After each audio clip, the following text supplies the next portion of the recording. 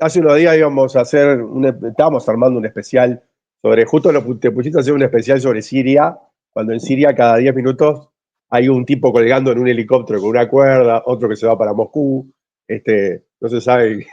Elegimos un tema bastante controversial. Pero ¿qué podemos decir a esta hora de lo que está pasando en Siria? Tal vez está bueno porque hay que partir de la base que mucha gente no sabe ni dónde está Siria, contextualizar un poco, ¿no? Sí, Siria está entre el Líbano, o sea, a ver, solamente con que les diga esto, se van a dar cuenta de cuál es la relevancia que tiene. Siria está entre el Líbano, Turquía, Irak y para arriba Azerbaiyán. ¿Ah?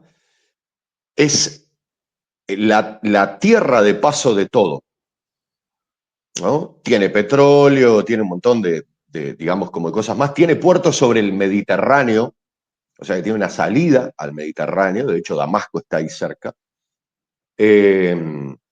Entonces, solamente por su ubicación, llamémosle así, tiene Ujú. una relevancia enorme para la región, enorme.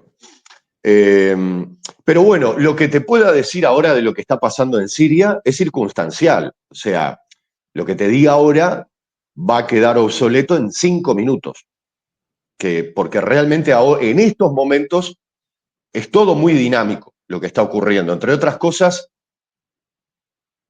al momento de estar hablando, ¿no? Nosotros, 10 de diciembre a las 13:43, que es cuando estamos grabando esto, todavía no hay, digamos, como una mínima autoridad constituida que le pueda garantizar una operatividad básica a los servicios que brinda el Estado habitualmente, ¿no?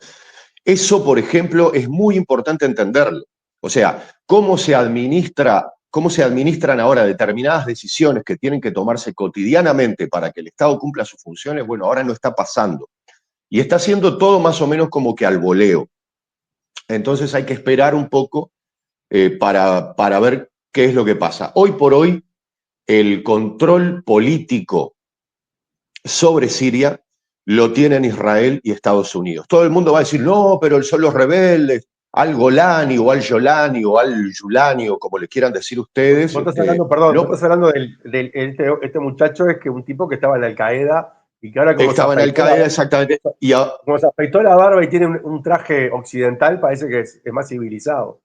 Exacto, Casi. sí, sí, parece que dejó esta especie de hobby que tenía, que era degollar gente. Personalmente él degollaba. Entonces parece que lo dejó y ahora cambió de hobby, que es derrocar gobernantes. Como verán, tiene unos hobbies muy interesantes. Le gusta la adrenalina a Al Golani.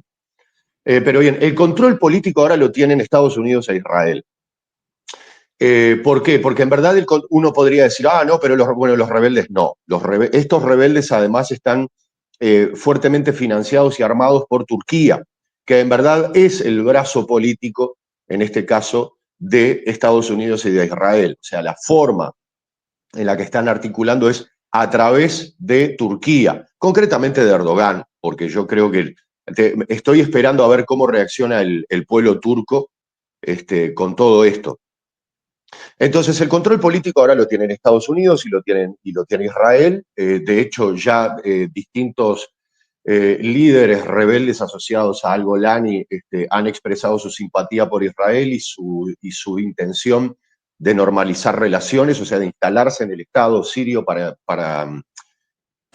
perdón, para normalizar relaciones. Y este es el detalle que me parece que es más irónico de todo esto. En el momento en el cual estaban ingresando a Damasco, en el momento en el cual estos rebeldes estaban ingresando a Damasco, Israel estaba ampliando su ocupación en los territorios de altos del Golán. ¿Y a ustedes no les suena casual? ¿No les suena interesante? ¿No les suena similar al Golani y Golán? Bien, Al Golani, que es el líder de HTS, ¿no? usa un seudónimo, su nombre es otro. Termina en Al-Golani porque él, en este apodo de guerra que tiene, hace referencia a los Altos del Golán, justamente. ¿Y por qué hace referencia a los Altos del Golán? Porque su padre nació y vivió su primera parte de la vida en Altos del Golán, hasta que tuvo que irse por la ocupación israelí de Altos del Golán. Su padre es un refugiado, así como su madre es una refugiada de la invasión israelí a Altos del Golán, que data de 50 años. Bien, su familia recala en Arabia Saudita, donde nace quien hoy se hace llamar Al-Golani, que ahora vuelve a Siria para asegurarle a quienes desplazaron a su padre más territorio. Y entonces, como volver a repetir una pequeña historia familiar, me permito como una digresión psicoanalítica acá. Pero bien, esta es la ironía en la que está viviendo Siria ahora. ¿Cuál es el origen? O sea, ¿cuáles son cuál es la antesala de esto? Yo supongo que algunos recordarán, calculo, los más memoriosos recordarán un fenómeno que se llamó la Primavera Árabe. 2011. 2011, 2010, 2011 más o menos, la Primavera Árabe que termina teniendo sus primeros efectos en Egipto. Bien, esta Primavera Árabe afectó casualmente a una serie de países que Estados Unidos en 2002 puso en una lista de gobiernos que tenía que cambiar. Libia, Egipto, Siria, Irán, Líbano, etcétera, etcétera. Bueno, casualmente en 2011 aparecen estas Era la primavera rebeliones. yanqui, más que árabe, era la primavera yanqui. Una cosa así. En verdad, la cuestión es un poco, es bastante compleja, pero estamos tratando como de hacer contexto y dar grandes pinceladas. En algunas cosas nos vamos a equivocar, pero no en la dirección de las pinceladas. Bueno, la cuestión es que, por supuesto, muchos de estos lugares tenían gobiernos nefastos, eso es cierto, ¿no? De carácter dictatorial, sin lugar a dudas, ¿no? Nadie puede defender como demócrata a Gaddafi o no me acuerdo ahora cuál era el que estaba. A Saddam Hussein. A Saddam Hussein. Sí, pero igual el problema con Saddam Hussein, su derrocamiento no vino por una primavera árabe, sino por la cantidad disparatada de bombas que tiró Estados Unidos. Pero bueno, la cuestión es, todos ellos tienen un pasado de colaboración con la CIA y todos ellos terminan convirtiéndose en dictadores, porque en parte es el objetivo de la CIA, ¿no? Que es intervenir con actores radicales, que son los que están dispuestos a tomar luchas armadas y después fomentar la radicalización para mantener el ciclo de inestabilidad en la zona. Bueno, eso le tocó a Egipto, Líbano, Siria, Marruecos y otros países más de esta región árabe. De a poco muchos de estos gobiernos o tuvieron que hacer concesiones, lo que quiere decir, en verdad, hacer unas pequeñas concesiones civiles y aceptar las directivas estadounidenses, o ser derrocados y sustituidos por gobiernos que son no solamente más dictatoriales, sino que son más terribles en términos de violencia. ¿Tá? El caso actual, por ejemplo, Libia es un estado fallido en el cual hasta se ha restituido la esclavitud. ¿Tá? No se sabe quién manda en Libia. Egipto es una casi dictadura cuya única función es darle soporte político y militar a Israel. Después el descontento en Egipto no ha cesado. ¿tá? Y de hecho, Egipto en verdad es un país que está permanentemente revolucionándose. ¿tá? Tiene 5 revoluciones en el lapso de 100 años. O sea, el Sisi ahora está parado en un polvorín. Pero bien, la cuestión es que en algún momento le tenía que tocar el turno a Siria, que es un país que tiene una fragilidad sempiterna, ¿no? Tras la muerte del padre de Bashar al-Assad, el que se suponía que iba a ser el sustituto, el heredero de esta dinastía, era el hijo mayor, que fallece en esos días en un accidente de tránsito y termina siendo entonces Bashar al-Assad, que es el hermano menor, termina asumiendo el gobierno bien en una lógica de dinastía, ¿no? El tipo que además no quería saber de nada con la política porque él es oftalmólogo y de hecho estaba ejerciendo en Londres. Entonces de repente le dice, bueno, tenés que hacerte cargo de esto. Este detalle que digo es importante para que se Tenés que entienda cuáles hacerte cargo, fueron. tenés que ir a gobernar eh, Siria, papá. claro, tenés que agarrar el kiosco acá que dejó tu padre, que entre otras cosas también estuve enterándome de algo, que es, muchas veces estas decisiones las toman las élites porque eligen al menos poderoso de entre ellas, porque es el que no los va, tiene menos chance de traicionarlos. O sea, Claro. Bashar al-Assad no era el más poderoso, era el menos poderoso. Justamente todos estos problemas los tiene por ser el menos poderoso, porque fue elegido como menos poderoso para ser el menos peligroso a la hora de meterse con las élites sirias. Eso no Bien, parece que sea muy distinto, no parece que sea muy distinto a Occidente, igual, te digo. bueno, sí, y es igual de fallido que las otras estrategias, así que en verdad me parece que hay que probar otra cosa, pero bueno, los muchachos están ensayando cosas ahí, ¿no? Bien, la cuestión es que poco tiempo después de asumir su trono, se encuentra con esta primavera árabe en Siria, la cual encara con una represión enorme. ¿Ah? Eso hay que dejarlo bien claro. Ahora, hay que puntualizar algunas cosas sobre esto, que es, rápidamente esta revolución se convierte en movimiento armado. Y esto verdaderamente tiene que generar sospecha. ¿Por qué? Porque no es muy fácil convertirse en un movimiento armado y no es muy fácil que un movimiento armado, por ejemplo, de las características de Al-Qaeda, de repente se interese en la realidad, por ejemplo, de Siria, ¿ah? Si no tiene, no por intereses, digamos, como populares o democráticos. Al-Qaeda tiene como sus objetivos ideológicos muy claros, ¿no? Que es el establecimiento de un Estado islámico ultra radical de determinadas características, muchísimo peor que lo que podemos ver en Irán, pero muchísimo peor, ¿tá? Porque hablan directamente de califatos, ¿tá? Que es un poco lo que pretende instalar al-Jolani, o al-Golani, o al-Salami, como le quieras llamar. Bien, la cuestión es que les tomó 15 años lograr el objetivo de derrocar a Bashar al-Assad. ¿Ah? Eso también es importante porque es otra cosa que quería decir porque de repente estamos con, no, lo derrocaron en un segundo. No, no. Vienen desde 2011 intentando hacer. Que creo que fue el tiempo que les tomó empezar a alinear a todos estos actores, a los kurdos que estaban buscando su independencia, alinearlos, generar determinadas divisiones dentro del movimiento kurdo, como para lograr que si unos no se prendieran, otros sí, ¿tá? Radicalizarlos, darles armas.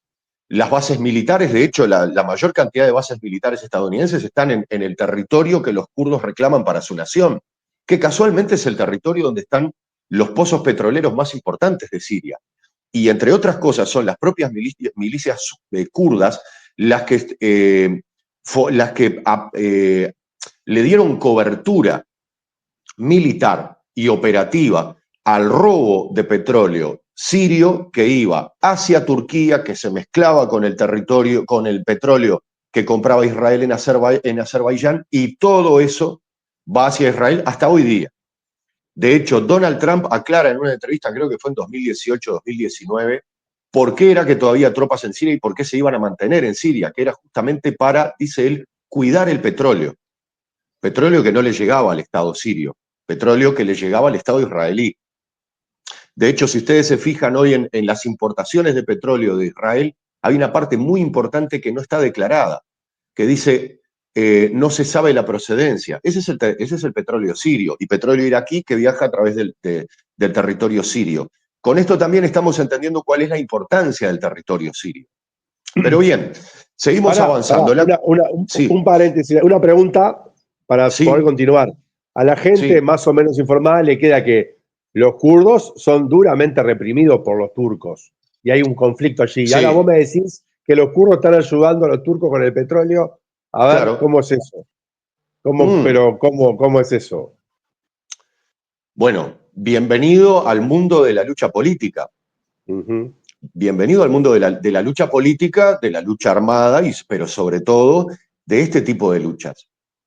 Yo creo que los kurdos deben haber sacado esta cuenta que es, probablemente contra Turquía no podamos. O sea, no hay una forma en la cual el Estado, la nación del Kurdistán pueda, pueda tomar territorio turco.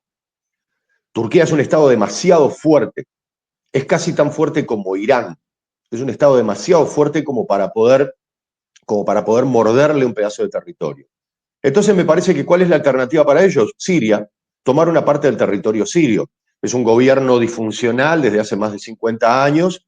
Entonces lo que dicen es, bueno, nosotros hacemos este discurso y decimos que queremos territorio turco, pero en verdad nos vamos a conformar con esto.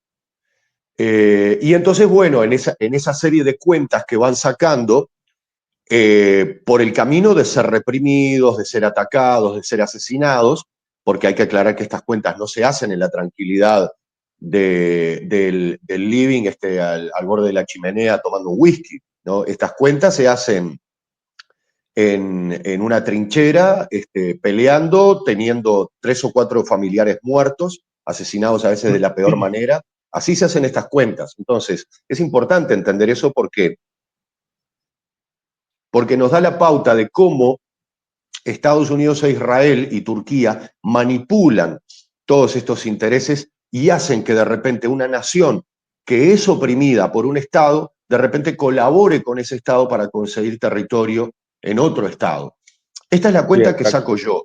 Y sobre todo quiero decir, esto no es un elemento nuevo. El PKK, que es el Partido de los Trabajadores del Kurdistán, de alguna manera es una estrategia que toma su estrategia, creo yo, de los comunistas iraníes, que en determinado momento colaboran con la CIA para derrocar el gobierno de Mossadegh, que era el que quería nacionalizar, que era el que nacionalizó el petróleo en Irán.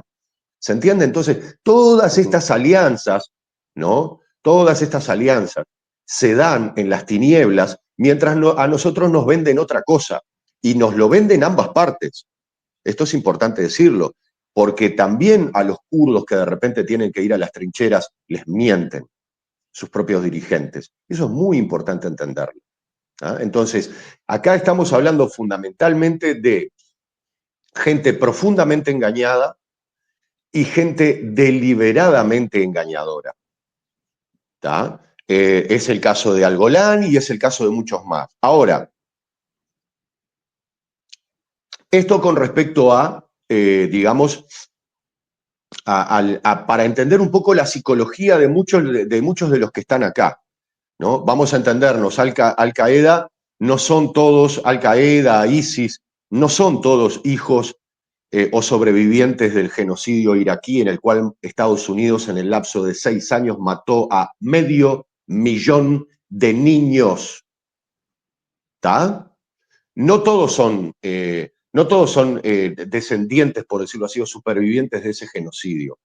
Hay algunos que son oportunistas, y entre otras cosas son oportunistas porque la guerrilla en un territorio que está devastado económicamente es una forma de subsistencia, es un laburo, es un trabajo. Y de repente yo me meto en determinada fuerza para poder comer y para poder darle dinero a mi familia. ¿Se entiende? Entonces, muchas veces no estamos hablando de extremistas religiosos, estamos hablando de mercenarios, que al no tener objetivos ideológicos son la peor gente para efectuar maniobras militares, porque son los menos disciplinados y son los tipos que van a cometer más crímenes de guerra. De hecho, por eso es que cuando Saddam Hussein invade Kuwait, no lo hace con tropas regulares y manda a su tropa de élite, porque no quería saqueos, no quería violaciones, estaba interesado en anexar el territorio kuwaití. Y ahí tenemos una diferencia entre cuando verdaderamente hay un interés de anexar y cuando hay un interés de destruir y de volver disfuncional un Estado. Cuando vos querés anexar, no dañás a la población civil, porque no querés comprarte un problema. Acá de lo que estamos hablando es de la destrucción y la disfuncionalidad del Estado sirio. Y acá sí quiero pasar a cuál es el tablero. ¿Tá? No sé si voy muy rápido, no sé si se va entendiendo lo que voy diciendo. No. Está perfecto. ¿Tá? Yo te hice te pedí esa aclaración porque seguramente en las redes yo he visto Sí, muchos periódicos anarquistas hablando de los kurdos, hablando sí, positivamente de ellos, sí, y sí. tal vez estuvo buena esa explicación. Sí, hay que aclarar, mira, ahora que mencionás a las publicaciones anarquistas, sí hay que aclarar algo. Para mí, uno de los actores que, por decirlo así, puede ser como más fiable y como más genuinos para la causa kurda son los halcones kurdos. Entonces yo diría si uno piensa como en simpatizar, creo que claramente, que entre otras cosas tengo entendido que tienen como una cierta perspectiva anarquista. Pero creo que hay que pensar un poco más y tratar de investigar y de ver un poco Bien. más este movimiento de los halcones kurdos. El resto, como les digo, están todos metidos en este escenario en el cual uno termina haciendo cuentas raras con los cuales perjudica a su propia gente o a su propia causa para ganar no sé qué. ¿Ah? Pero bien, decía entonces, bueno, ¿cómo que...? Vamos al tablero. Sí, el tablero de ajedrez. Bien, ¿cómo es que ocurre, perdón, cómo es que llega a ocurrir todo esto? O sea, ¿cómo es que de repente Damasco cae en cuestión de una semana? ¿No? Desde la toma de Alepo hasta la caída de Damasco. Primero que nada hay que aclarar algo. Hama, que es la ciudad que está entre medio de, ah, de Alepo y Damasco, Hama y Damasco caen pacíficamente. No hubo lucha armada. De hecho, Hezbollah retrae sus tropas y las retira. ¿Ah? Por eso es que cae tan rápido Hama y por eso es que cae tan rápido Damasco. Bashar al-Assad ordena al ejército sirio entregarse, o sea, no generar lucha. Y los rusos no Simplemente se meten, los rusos no se meten por eso mismo. los rusos en un primer momento, cuando se está dando la lucha por Alepo, hacen bombardeos en los lugares de Alepo donde está ubicada la insurgencia. Pero después de ahí, de hecho, hay una reunión entre Putin y Bashar al-Assad en Moscú, que no fue anunciada, en el cual me parece que se termina de armar este tablero. Bashar al-Assad, desde que, digamos, que se congela el conflicto en Siria, empieza a tomar una actitud muy pasiva con respecto a todo, ¿no? O sea, tenemos un país absolutamente devastado por la guerra, por las sanciones, por el bloqueo, 90% de la población viviendo en la pobreza, ¿ah? Militares cobrando $7 por semana, imagínense cómo puede mantenerse uno dentro de un ejército peleando cuando gana $7 por semana y cuando la resistencia te ofrece un salario, la resistencia, o sea, la insurgencia te ofrece un salario de a veces $400 o $500 por día, todo esto financiado por Estados Unidos, por supuesto. ¿Se entiende? La guerra emocional, la guerra psicológica es brutal. Por eso yo pienso, con todos los disparates y con todo el... O sea, uno puede criticar enormemente al ejército sirio o por su brutalidad o por lo que sea, pero no se puede negar que quienes se mantuvieron hasta el último momento son verdaderos patriotas, o sea, son verdaderos, no, creo yo, fieles a Assad, fieles a Siria. Y eso me parece que es importante decirlo. No estoy justificando ninguna de sus acciones, pero sí quiero que se entienda esto, que hay gente que incluso recibiendo $7 por semana estaba dispuesta a luchar. ¿Ah?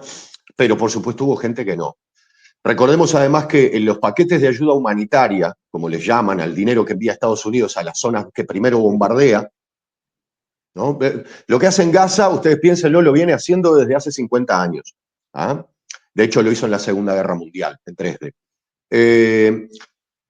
Lo que hizo fue enviar estos paquetes de ayuda humanitaria a las zonas controladas por los turcos y por ISIS. ¿Tá?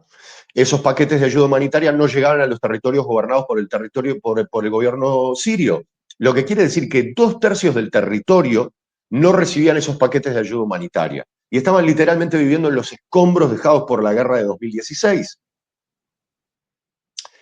Casi, o sea, 6 años, perdón, 8 años viviendo entre escombros, viviendo en infraestructura que no se pudo recuperar, sin saneamiento, sin agua, sin electricidad.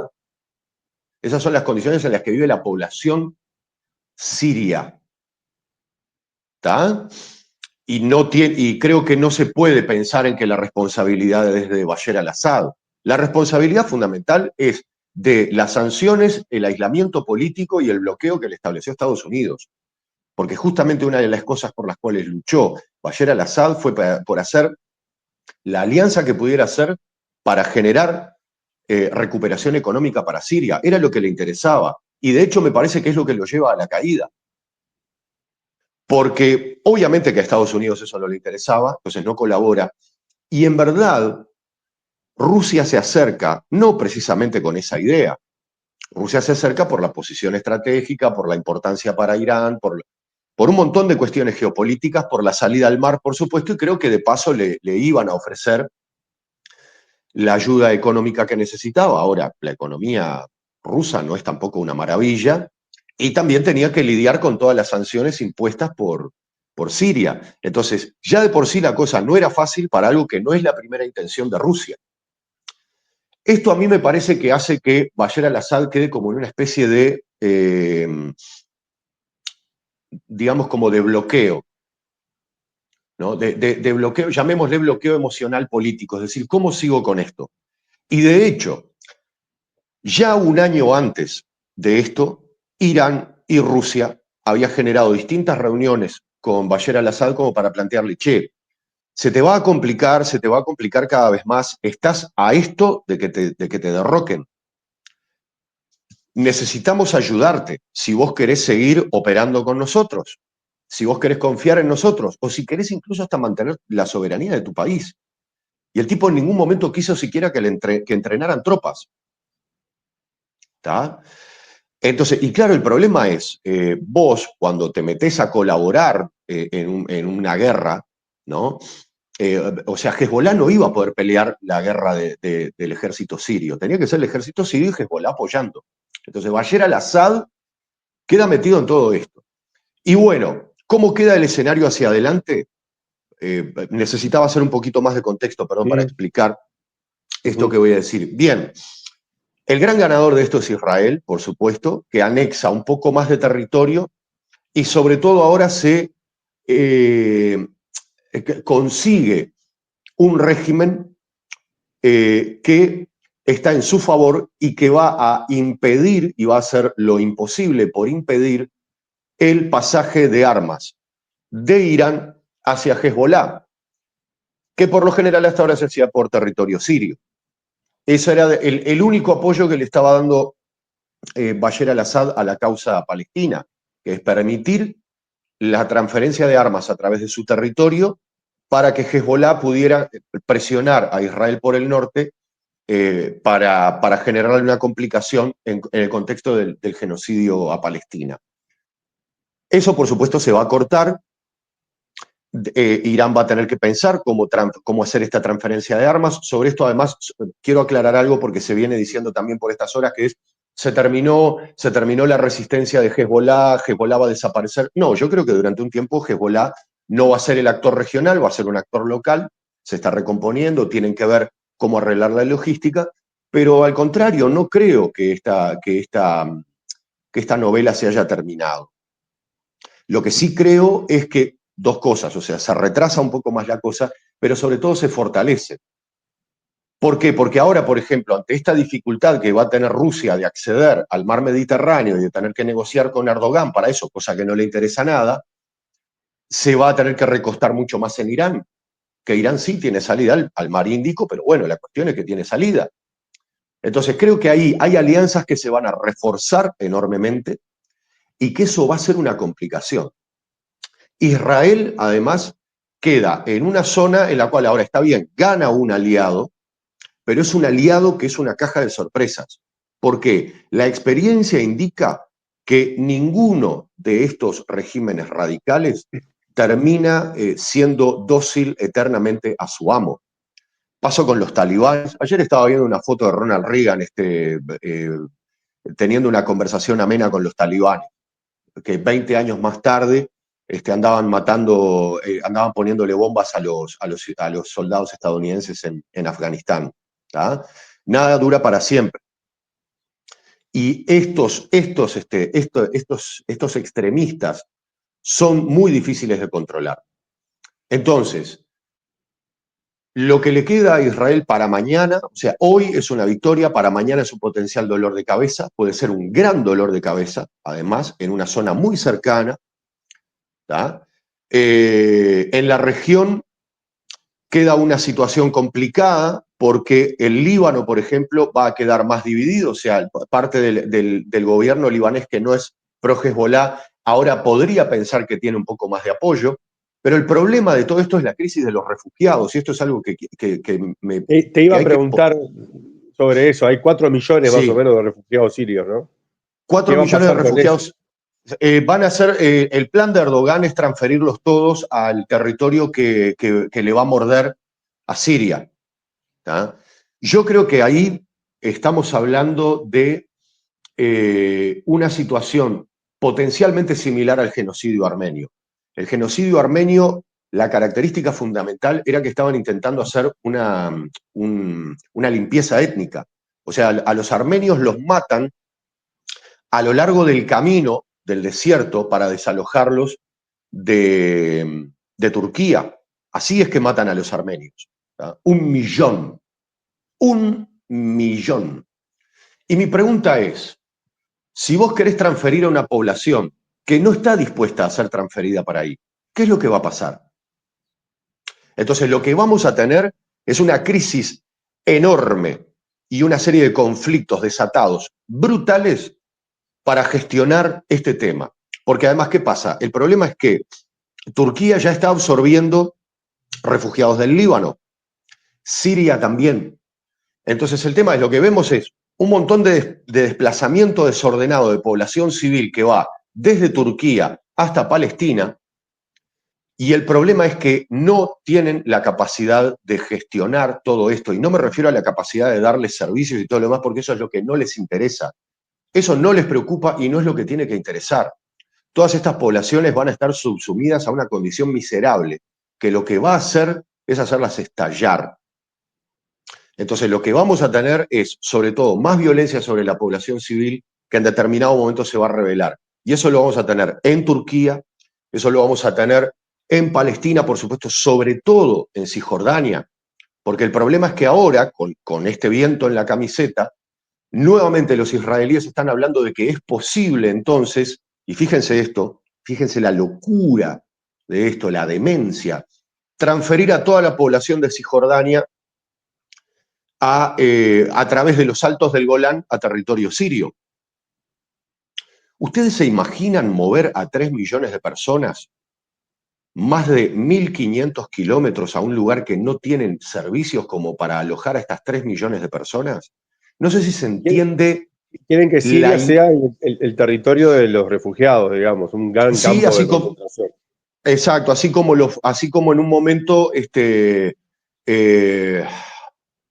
Jordania recibió 700.000, en la Nakba, Jordania recibe 700.000 refugiados palestinos. Les robaban las tierras y bueno, se iban perdón, a Jordania. Ahora, acá no estamos hablando de 700.000, que generaron un caos en Jordania. ¿Tá? Hoy por hoy, la población jordana en Jordania es solamente el 25%, el resto son todos refugiados. ¿Tá? Bien, acá estamos hablando de 3 millones de personas que tienen que ser transferidas a través de altos del Golán. O sea, es todo un éxodo. Escuché a varios medios hoy hablando de que estaban llegando a 4. Bien, perfecto. Bueno, peor todavía. En Gaza, como decía, bueno, ya probablemente puedas estar hablando de que hay, pongámosle que ya debe haber 400.000 muertos. Todos estos números, los 40.000, por favor, ya lo dijimos, dejen de prestar atención.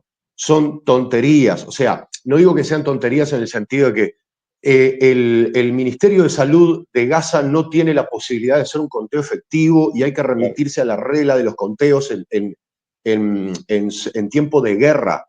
que es por cada muerto que se puede contabilizar, tienen que contabilizarse al menos 4 más.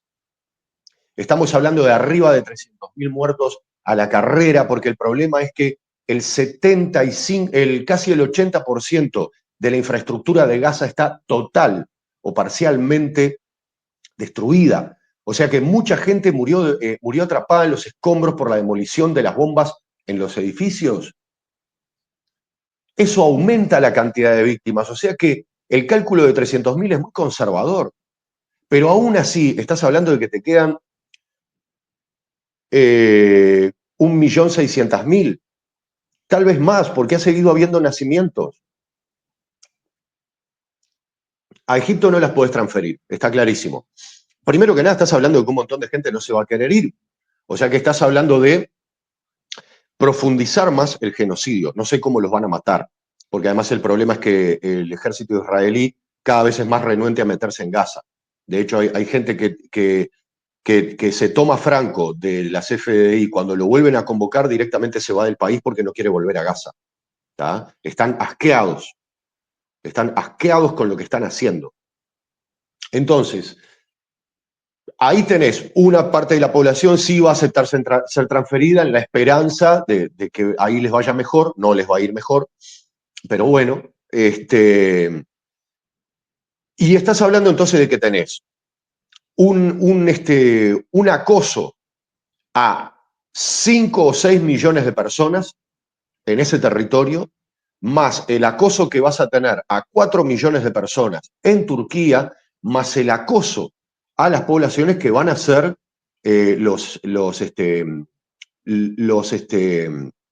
las tropas de Al-Golani o de Al-Jolani. Porque vamos a entendernos, el tipo es un fundamentalista, lo que quiere es un califato, y todo este cuento de que es pro diversidad. ¿Ustedes se imaginan a un tipo que degolló gente o que lapidó gente? En 2021 lapidaron a 4 mujeres. ¿Tá? Eso lo pueden ver en la crónica de New Arab. ¿Tá? HTS lapida a 4 mujeres con cargos de adulterio. Las matan a pedradas. ¿Ustedes se piensan que esa gente va a hablar con una persona integrante de la comunidad LGBT? ¿En serio creen eso? ¿Realmente lo creen? Entonces, estamos hablando de que en el término de unos meses va a empezar a haber también un acoso a las poblaciones, que no pertenezcan a la ideología de Al-Golani. Por supuesto, va a empezar a haber problema entre los kurdos y HTS, y todas estas facciones van a empezar a pelearse, lo que quiere decir que va a haber más baño de sangre. Entonces, toda la región va a quedar subsumida en un gigantesco baño de sangre en el que fundamentalmente van a morir civiles. Todo a partir de la caída de Siria. Perdón si me extendí a lo mejor, pero... Está muy claro. Entonces... la parte del tablero, ¿no? Sí, y el perdón. resumen de lo que va a suceder, que es nefasto.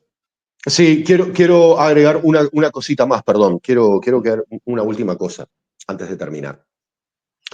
El otro tema también es que esto en ninguna medida debilita ni el avance del BRICS, ni la fortaleza de Irán, ni la fortaleza de Rusia, ni la alianza estratégica que están teniendo, ni al gobierno de China y la alianza que van a hacer. Al contrario, los va a fortalecer de una forma tremenda, porque ahora ya se dieron cuenta de que la cosa viene en serio. Entonces, no solamente el derrocamiento de Bashar al-Assad es desde el punto de vista humanitario una catástrofe. No quiero decir con esto, no estoy defendiendo el gobierno de Bashar al-Assad. Lo que digo es que en vez de buscar una salida negociada, y no a través de Erdogan, sino hacerlo directamente a Estados Unidos, ¿tá? Por no haber hecho eso, recurrieron a esto, con lo cual va a haber un desastre humanitario de proporciones gigantescas que no va a haber debilitado estratégicamente a los opositores de Estados Unidos, al revés, los va a fortalecer. Y yo creo que perfectamente acá podemos estar hablando de que este es el escenario donde va a tener lugar la batalla física, por decirlo así, de la Tercera Guerra Mundial. O sea, otro de los enfrentamientos entre ejércitos. Probablemente sea ahí.